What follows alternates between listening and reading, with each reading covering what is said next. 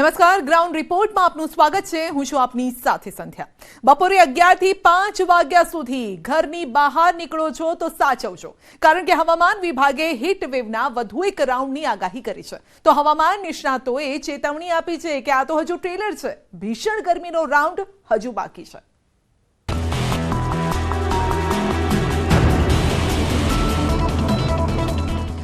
આકાશમાંથી વરસી અગનવર્ષા। કમોસમી વરસાદ બાદ વધ્યો ગરમીનો પ્રકોપ। પ્રચંડ ગરમીમાં વધ્યા હીટ સ્ટ્રોકના કેસ।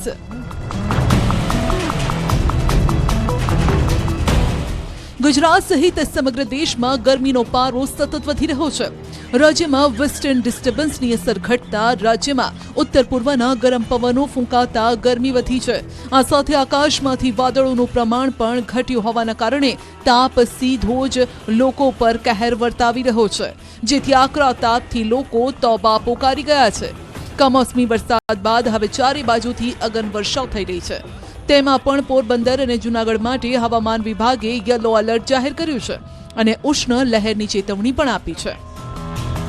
नेक्स्ट 24 आवर में पूरा हीट वेव कंडीशन रहेगा सौराष्ट्र रीजन में, specially in the districts of Porbandar and Junagadh in the Saurashtra and hot and humid condition जो कोस्टल एरियाज है वो फीलिंग रहेगा।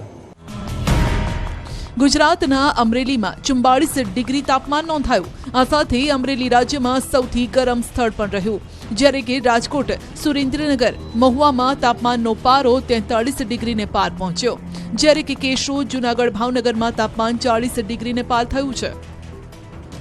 રાજ્યમાં મહત્તમ તાપમાનની વાત કરીએ તો વડોદરામાં 43 ડિગ્રી, અમદાવાદમાં 42, કંડલામાં 42, સુરતમાં 42, વલ્લભ વિદ્યાનગરમાં 41 ને પાર અને ડીસામાં 40 ડિગ્રી તાપમાન, ગાંધીનગરમાં પણ 40, ભુજમાં પણ 41, નડિયાદમાં 39 અને મહત્તમ તાપમાન નોંધાયું છે। આ આકરી ગરમીમાં લોકોની સાથે સુરક્ષાકર્મીઓ પણ પરેશાન છે। તેમાં પણ ખાસ કરીને ટ્રાફિક વિભાગના કર્મચારીઓને ભર બપોરે ખડેપગે રહેવું પડતું હોય છે। ત્યારે વડોદરા ટ્રાફિક વિભાગે કર્મચારી માટે નવતર પ્રયોગ અપનાવ્યો। અહીં ધોમધકતા તાપથી રાહત મળે તે માટે ટ્રાફિક વિભાગે 450 જેટલા કર્મચારીઓને એસી વાળા હેલ્મેટ આપ્યા છે, જે દિવસે ફરજ બજાવી રહેલા કર્મચારીઓને આપવામાં આવ્યા છે। આ હેલ્મેટ બેટરી સંચાલિત છે, જે શરીરનું તાપમાન સંતુલિત રીતે જાળવવામાં મદદરૂપ કરે છે।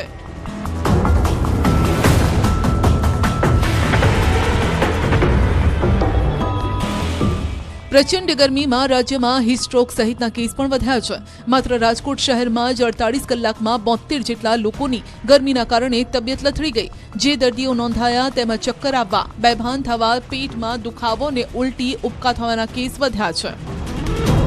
છેલ્લા 48 કલાકમાં 72 જેટલા પેશન્ટ જોવા મળ્યા છે, જેમાં પેટમાં દુખાવાના, ઉલટી થવી, ઉપકા આવવા, પછી ચક્કર આવવા, બેભાન થઈ જાય એ ટાઈપના પેશન્ટ છે। અલગ અલગ પ્રકારના પેશન્ટ જોવા મળી રહ્યા છે। નિષ્ણાત તબીબોનું કહેવું છે કે ગરમીના કારણે લૂ લાગે છે, જેના કારણે કેટલાક દર્દીઓને પરસેવો વળવા લાગ્યો, જ્યારે કે કેટલાક દર્દીઓને શરીર પર ચાઠા પડી ગયા। ગરમીથી બચવા માટે લોકોએ સુતરાઉ કપડાં પહેરવા સાથે બપોરે 12 થી 4 વાગ્યા સુધી કામ વગર બહાર ન નીકળવું।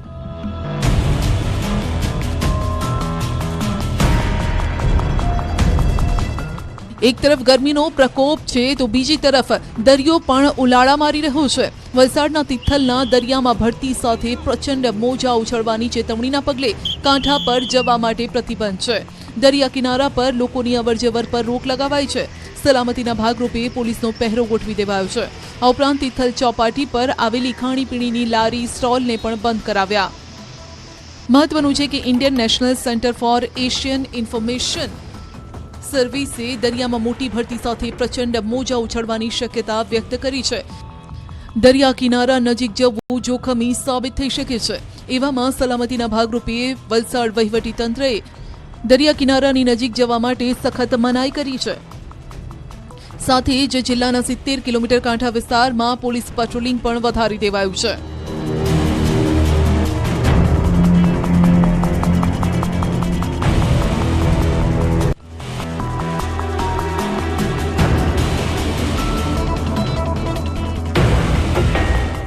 હવામાન વિભાગે ગરમીની આગાહી કરી છે, હીટવેવની ચેતવણી પણ આપી છે.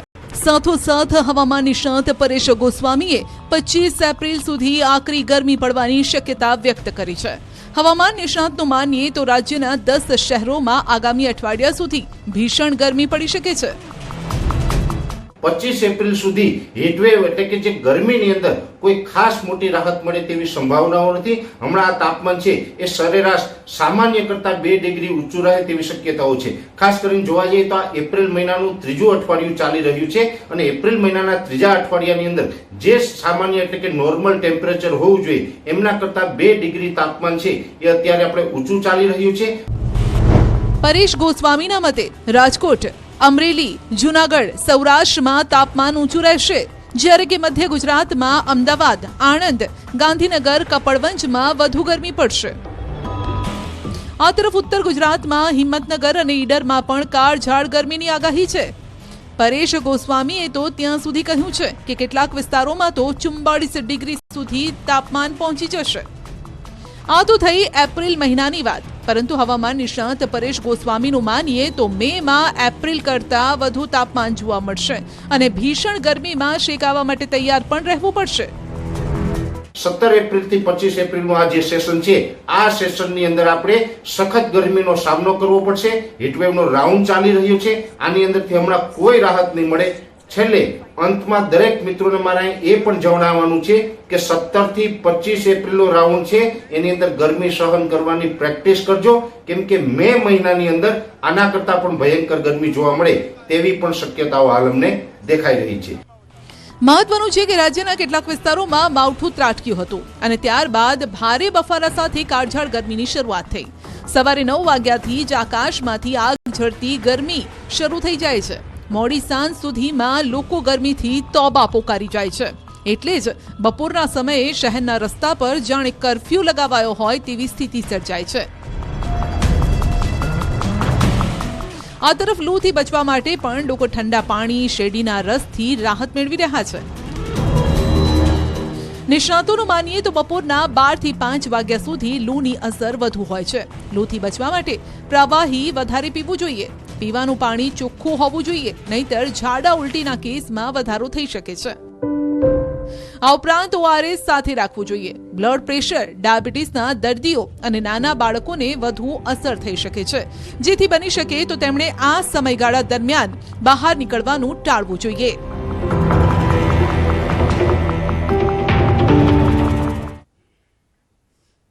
તો ગરમીની શરૂઆત થતાની સાથે જ ફળોની રાણી કહેવાતી કેસર કેરીની સિઝનની પણ શરૂઆત થઈ ગઈ છે, પરંતુ આ વખતે ફળોની રાણી રીસાણી છે.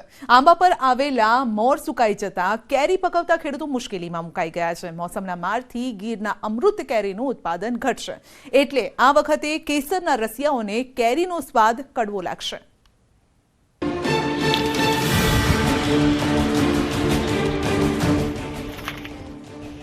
કેસરને કોની લાગી નજર? ધીમે ધીમે ઝાડ પરથી ખરી રહી છે કાચી કેરી. ખેડૂતો અને ઇજારદાર બંને ચિંતિત. કેસર કેરીના રસિયાઓને પણ લાગ્યો ઝટકો. આ વખતે મીઠો નહીં ખાટો લાગી શકે છે કેરીનો સ્વાદ.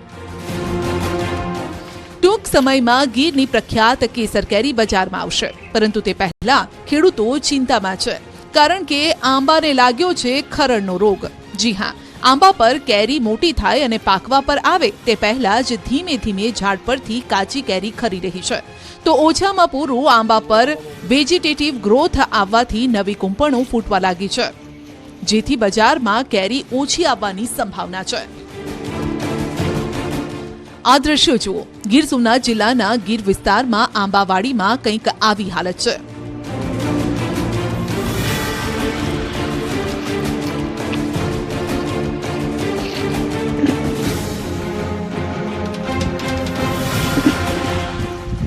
એક તરફ આંબે કેરી ઝૂલી રહી છે, બીજી તરફ એટલી જ કાચી કેરી આંબાથી નીચે ખરી પડી છે.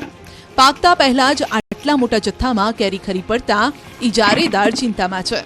ખેડૂતને નક્કી કરેલી રકમ કેમ ચૂકવીશું? કારણ કે બજારમાં પણ આ કાચી કેરીના મળી રહ્યા છે માત્ર 5 જ રૂપિયા. હા, થોડા સમય પહેલા જ આશરે 10 દિવસ પહેલા જ્યારે કેરી ઓછી ખરી રહી હતી ત્યારે તેના 1 કિલોગ્રામના ભાવ 50 થી 60 રૂપિયા મળતા હતા. જો કે આવક વધતા હવે તો ઇજારદારો સાથે કામ કરતા શ્રમિકોની મજૂરી પણ નીકળી નથી રહી. ખાખડી એટલી બધી કરે, રોજની 250-300 કિલો ખાખડી પડે છે. 15-17 મજૂરને કરીને ખાખડી વીણાવીએ રોજ. માર્કેટમાં વેચવા જાય તો એના 5 રૂપિયા કિલો ના આવે. મજૂરના નથી નીકળતા, ચા ખાના દૂધના નથી નીકળતા સાહેબ. મજૂરની તો પછીની વસ્તુ છે, તો કરવું હું? બીજી તરફ આંબાઓમાં ફૂટ ફ્લાવરિંગ અટકી ગયું છે, જેથી શક્યતા એવી છે કે આ વખતે બજારમાં કેરી ઓછી જોવા મળે. જો આવું થશે તો કેરીના ભાવ આસમાને પહોંચવાના નક્કી છે. એને હિસાબે આંબામાં જે આ ખોરોનું પ્રમાણ છે એ વધી ગયું આ વખતે, બરાબર. હવે ખોરોનું પ્રમાણ વધી ગયું એટલે ઇજારિયાને આપણે માની લો કે જે કંઈ કિંમતમાં આપ્યું હોય એટલે એને એમાં પૈસા એના થાય એમ નથી. એટલે ઇજારિયા હવે બગીચા મૂકીને ભાગવાની તૈયારી કરે. એટલે બધા અળીઓ ગળીઓ છે એટલે તો આવે કિના માથામાં ખેડૂતના, એટલે નુકસાની તો આ વર્ષે છે જ. કૃષિ વૈજ્ઞાનિકોનું કહેવું છે કે આ વર્ષે પ્રથમ તબક્કાની અંદર ફ્લાવરિંગ આવ્યું છે. બાકીનો જે બીજો અને ત્રીજો તબક્કો હતો તેમાં નહિવત ફ્લાવરિંગ થયું છે. રાત્રિના સમયે ઝાકળ અને દિવસની ગરમી પડવાને લઈ ખરડની પ્રક્રિયામાં પણ વધારો થયો છે. તો ખરણ પાછળનું સૌથી મોટું કોઈ કારણ જવાબદાર તો એની અંદર પોષક તત્વોનો અભાવ કહી શકીએ. બીજું એના અંતરસ્ત્રાવો જે આંબાની અંદરથી નીકળવા જોઈએ, છોડવા જોઈએ, એનો અભાવ રહેતો હોય. ત્રીજું કે વાતાવરણની અંદર પ્રતિકૂળ બદલાવ એટલે કે ગરમીનું પ્રમાણ ક્યારેક ખૂબ વધી જાય, સવારમાં ઠંડી અને ઝાકળ પડતું હોય, આના લીધે પણ આ વસ્તુ થતી હોય. એટલે 2-3 કારણો છે. જો કે કૃષિ વૈજ્ઞાનિકે પાક બચાવવા ખેડૂતોને એક સલાહ આપી છે. જો ખેડૂતો તેને અનુસરે તો ખરણ અટકી શકે અને કેરીની ક્વોલિટી પણ સુધરી શકે. ખેડૂત મિત્રો એના માટેના પગલાં ભરવા માટે એને જે સૂક્ષ્મ તત્વોના ગ્રેડ 4ના ખાતરો આવે, ખાસ કરીને એનો સ્પ્રે કરવો જોઈએ. અને એની અંદર પોટેશિયમ સાયનાઇટ જે ખાતર બજારની અંદર મળતું હોય અથવા તો ગ્રેડ 4 માઇક્રોમિક્સ મળતું હોય, આ સૂક્ષ્મ તત્વોવાળા ખાતરોનો વોટર સોલ્યુબલ ખાતરનો ઉપરથી સ્પ્રે કરવામાં આવે અને પાણી પિયતની સાથે જમીનની અંદર પણ જો આ ખાતરો આપવામાં આવે તો મને લાગે આ ખરણનો પ્રશ્ન અટકી જાય અને કેરીનું બંધારણ પણ ખૂબ સારું થાય અને ક્વોલિટી પણ સુધરી શકે. હવે ખેતરમાં લહેરાતા આંબા પર આફતના દ્રશ્યો પણ જોઈ લો. કેસર કેરીના આંબા પર આવી પડેલી આફતની આ તસવીર છે ભાવનગરના સોસિયાથી. જસપરા માંડવાના ગામડાઓની. અહીં ખેતરોમાં આંબા તો લહેરાઈ રહ્યા છે, કેરીઓ ઝૂલી રહી છે, પણ આંબા પર આવેલા આ ફળ ચાખવાનું નસીબ જાણે ખેડૂતોનું ન હોય તેમ લાગે છે. જાણે કે ધરતીપુત્રો પર કુદરત રૂઠી હોય તેમ. ગ્લોબલ વોર્મિંગના કારણે આંબા પર પાક સુકાવા લાગ્યો છે, કેરી કરમાઈ રહી છે, પાક ખરવા લાગ્યો છે, જેથી હવે જ્યારે અન્નદાતાને મહેનતનું ફળ ખાવાનો સમય આવ્યો ત્યારે મોઢા સુધી આવેલો કોળિયો છીનવાઈ ગયો. આંબામાં બહુ મોટી પ્રમાણમાં નુકસાન છે, કારણ કે કમોસમી વરસાદના કારણે અત્યારે આંબામાં કોઈ કોળ લઈ લેતું હોય છે, પણ કેરી આવવાની તૈયારી હોય અને કોળ લે તો નાની કેરી ખરી જાય. આવું બધું બહુ મોટા પાયે નુકસાન થઈ રહ્યું છે. આ વખતે ખૂબ જ નુકસાન છે. લગભગ 60-70% તો નુકસાનીમાં ગણાઈ ગયું છે અત્યાર સુધીમાં.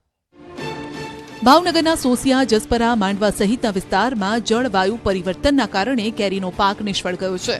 ઓછી ઠંડી અને વહેલી ગરમી પડવાના કારણે આંબા પરના મોર ખરી પડ્યા છે. તેમજ આંબા પર અચાનક નવી કુંપણો ફૂટી રહી છે, જે કેરીના ઉત્પાદન પર માઠી અસર કરે છે. વિષમ તાપમાન અને ગરમીના પ્રકોપના કારણે આ વર્ષે 50 થી 60% ઓછું ઉત્પાદન થવાની ભીતિ ખેડૂતોને છે. વર્ષે અંદાજે 5000 ટન કેરીનું આ પંથકમાં ઉત્પાદન થાય છે, પરંતુ આ વખતે માત્ર 1500 થી 2000 ટન કેરીનું ઉત્પાદન થવાની સંભાવના છે. એટલે ખેડૂતો હવે તેમણે કરેલો ખર્ચ પણ નીકળે તેવી પ્રાર્થના કરી રહ્યા છે. મેં 4 હેક્ટર જેવી જમીન છે મારી આ, એમાં મેં ટોટલ આંબા 550 જેવા થળિયા છે. અને દર વર્ષની ઉત્પાદનની ગણતરી આ વર્ષે મારે બહુ મુશ્કેલી છે, કે જેના વાતાવરણના હિસાબે અમારી દેશી ભાષામાં ગ્લોબલ વોર્મિંગ ને આ જે કાંઈ હોય એ તો ઠીક, પણ વાતાવરણના બદલીના હિસાબે જ આ વર્ષે અમને કેરી ક્યાંય પાક જોવા મળતો નથી. એટલે મારે તો ખર્ચ ના પૈસા જો મને આ વર્ષે પાછા મળે તો પણ ઘણી સારી વાત કહેવાય મારા માટે. અને જો વાતાવરણ હજુ સાથ નહીં આપે તો કેસર કેરીના રસિયાઓને મોંઘા ભાવે કેરી ખાવાનો વારો આવશે. એટલું જ નહીં, આંબા પર ફાલ પણ ઓછો હોવાથી કેરી ગત વર્ષે ખાવા મળી હતી એટલી ખાવા ન પણ મળે. કેરી આ વખતે બજારની અંદર કેરી જે ઓરિજિનલ કેસર કેરી કહેવાય, જે સોચિયાની આ બધી આ વિસ્તારની, એ ખૂબ ઓછી આવશે, એટલે ખૂબ મોંઘી મળશે. એટલે એનાથી સામાન્ય વર્ગને પણ આ કેરી સુધી પહોંચી નહીં શકે અને ખેડૂતોને આગળ ઉત્પાદન નથી એટલે ખેડૂતોને પણ કાંઈ આનાથી ફાયદો થશે નહીં. ફક્ત કમોસમી વરસાદ જ નહીં પરંતુ વાવાઝોડાએ પણ પાકનો સોથ વાળ્યો છે. ગુજરાતની આબોહવા તો એ રીતે રંગ બદલી રહી છે કે જાણે કાચિંડો બદલે, અને આ જ કારણે ગીરનો અમૃત ગણાતી કેસર કેરીથી તાતનો મોહભંગ થઈ ગયો છે. તો વર્ષથી ફળોના રાજા કેરીની રાહ જોઈને બેઠેલા લોકોને કેરીનો સ્વાદ કડવો લાગવાનો છે. મોંઘી દાટ થનાર કેસર કેરી સામાન્ય પરિવારો માટે હાથ વગી પણ નહીં રહે.